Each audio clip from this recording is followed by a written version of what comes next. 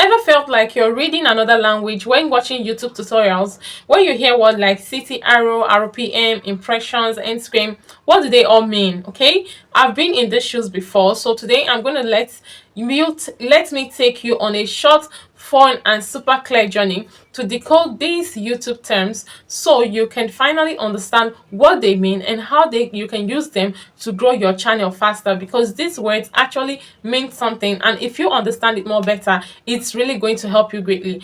By the end of this video, you will sound like a YouTube pro.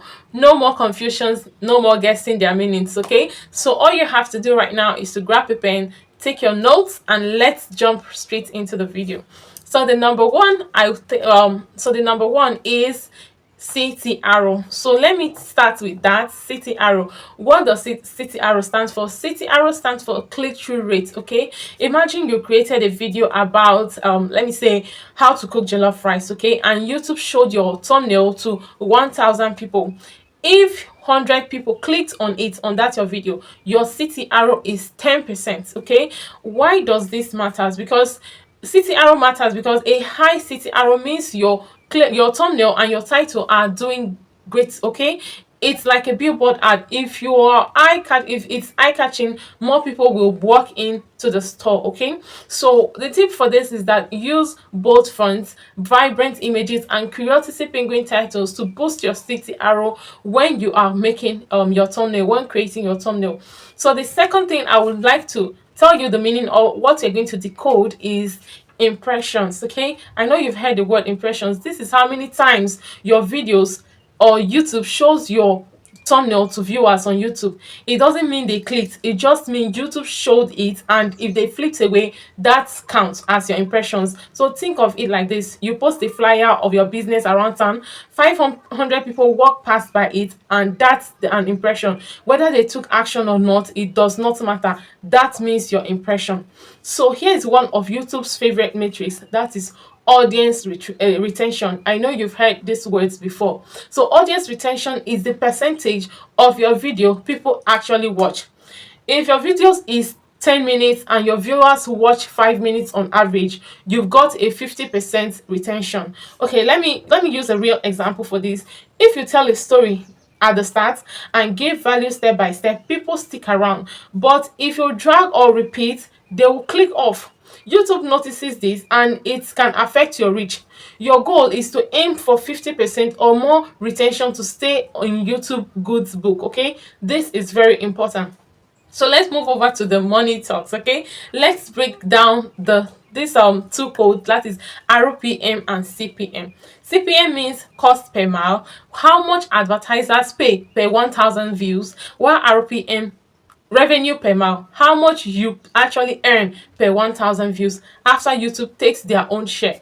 Okay, let me use this as an example. If CPM is $5, your RPM might be around $2. That means YouTube takes a cut, and that's fair, right? They are hosting your content. So here is a quick tip: like educational, finance, or tech contents often have higher CPM than comedy and vlogs, so you should know the kind of videos to create to get high CPM.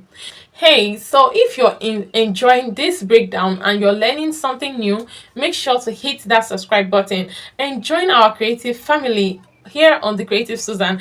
I'll drop videos every single week to help you grow your YouTube channel, to earn money online, and to master digital tools. So don't miss out. Okay, so let's head over to the next one, which is watch time. Watch time is the total number of minutes people spend watching your videos here on YouTube. So here is the logic I want you to know.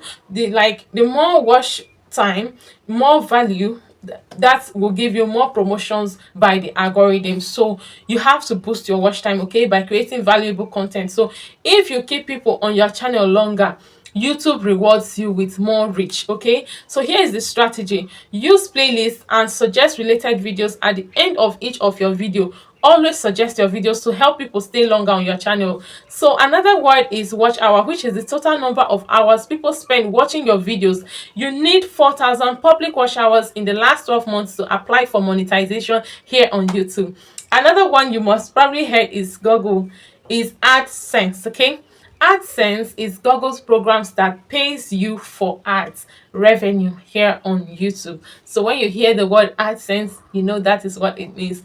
So let's talk about tools now, let's talk about tools. Let's start with end screen and cards.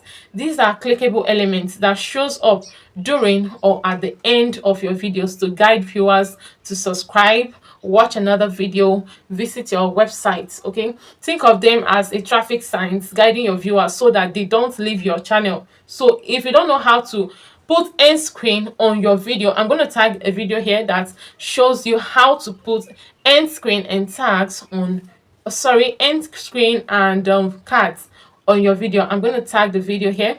So here is a tip I want to give you. Always lead your viewers to your most being worthy videos. Like the video you're telling them about or referring them to should be related to your videos. Okay, the main one they are watching. So the next one we are going to be talking about is short form and long form content. Okay, shorts are vertical videos under 60 seconds. They are great for visibility but may not bring loyal subscribers unless you lead them to your long form content. While long form videos helps you build deeper connections, it drives monetization and improve your watch time. So you can use both short and long form videos. Like you use short to bring traffic, then hook them with the best 5 to 10 minutes content, which is your long form videos.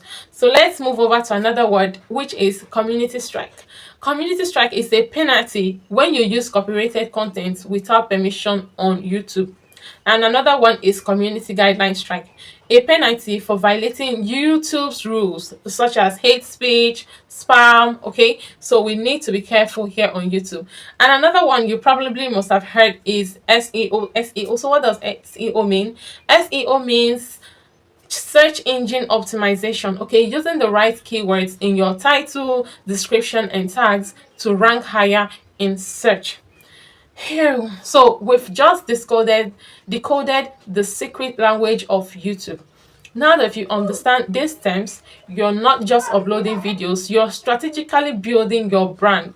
If you found this video helpful, please give it a thumbs up, drop a comment below with any terms you'd like me to explain further, and of course, don't forget to subscribe to the Creative Susan for more game-changing content. Catch you in my next video. Bye.